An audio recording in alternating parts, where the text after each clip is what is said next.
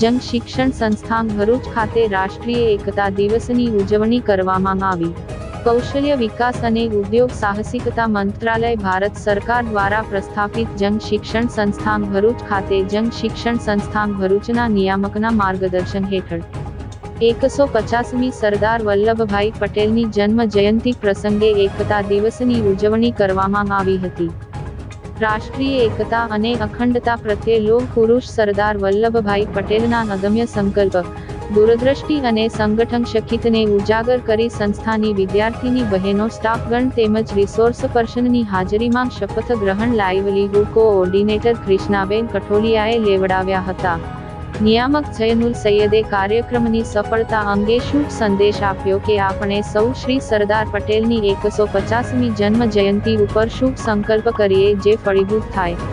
અંતમાં સમૂહમાં રાષ્ટ્રગાન ગાઈને કાર્યક્રમની સમાપ્તિ કરવામાં આવી હતી।